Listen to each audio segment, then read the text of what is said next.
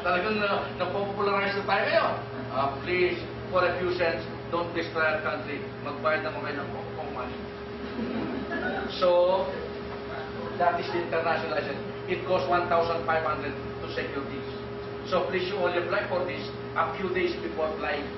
Dapat meron ka ng passport, meron ka ng visa, meron ka ng plane ticket. Filipinos are so excited in going abroad. Wala pang passport, may international license na siya. Alam mo, mag-abroad ako eh. Nag-expire na, hindi pa na-college. 1,500 yan. Please, wag naman. Sayang ang pera. Okay? That is the international license. Conductor's license. If you love to be inside the bus, but you are not willing to drive, then there's a conductor's license or conductor's license. It's like a non-professional, but printed in that license, conductor's license. Because by law, if you are a conductor's license, you are sometimes jointly liable in case something happened inside that bus.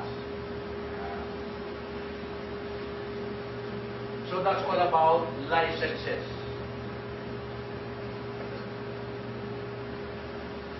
Next, classification of motor vehicles.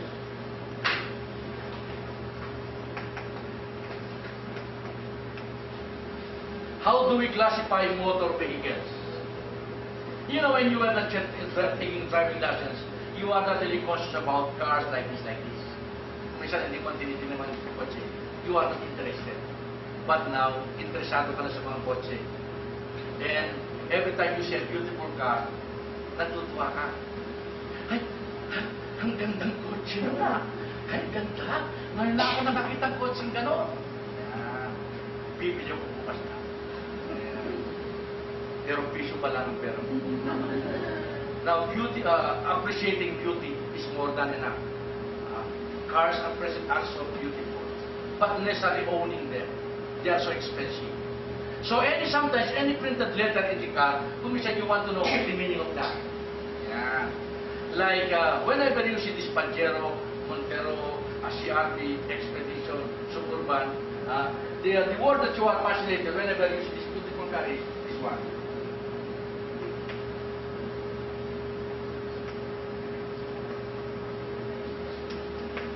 Stainless pa yan.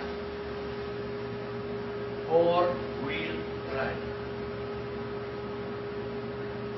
Apat daw ang gulo. 1, 2, 3. Apat na naman. Bakit kailangan pa sabihin na apat ang gulo? Eh, kitang-kita mo naman, apat talaga yung gulo. Sira atang niya itong kotse dito Yan. So, akala mo ganun ang ibig sabihin? No. No. That is not the meaning of four-wheel drive. It is a very expensive sign.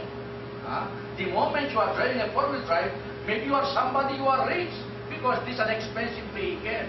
What is the meaning of four-wheel drive? Now, yung bisikleta, ilang wheel drive? Pag pinadala mo bisikleta, ilan ang umikot? Isa lang. Yung likod lang.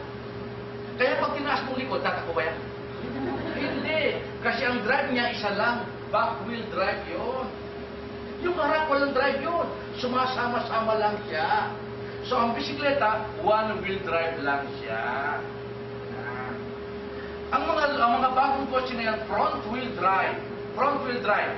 So, when you shift the gear, ang umikot yung harap, front-wheel drive. Yung likod hindi, pasama-sama lang sila. Tulad yung harapan ng bisikleta. Kaya ang mga kotse na yun, although they are front-wheel drive, two-wheel drive lang sila. Yung dalawang gulong lang ang may drive. Yung mga lumang kotse, when you shift the gear, ang umikot yung likod. Back-wheel drive yun. Yung harap hindi, pasama-sama lang. Kaya not that expensive. Mga two-wheel drive lang sila. Pero yung CRV, saka yung mga Pajero, nakalagay four-wheel drive.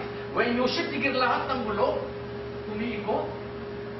Kaya pag nalubak ang likod, yung harap hihilayan.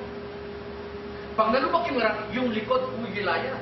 Kaya they are good in crossing rivers, in climbing up mountains.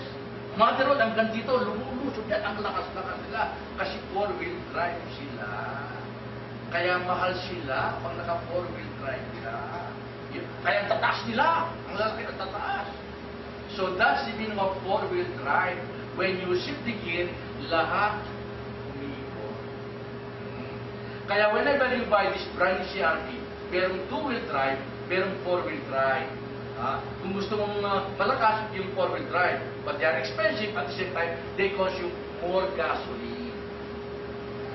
Pagkaya mo, yung two-wheel drive nila. Pero karamihan, two-wheel drive sila din. Front-wheel drive sila. Lahat ng kotse ngayon, front-wheel drive na sila. So that is the meaning of four-wheel drive. So they have to emphasize that to let you know this is an expensive vehicle. Front-wheel drive yan.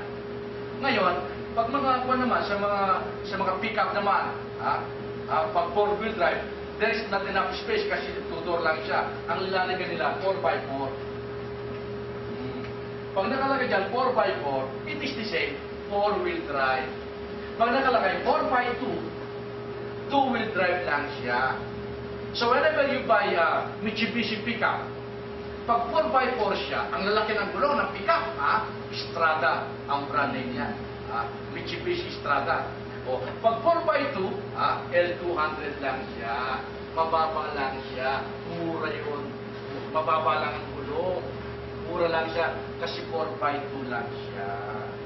Due to lack of space, they don't drive four-wheel drive. It is just 4x4. And there's a joke about this, and I'm sure most of you know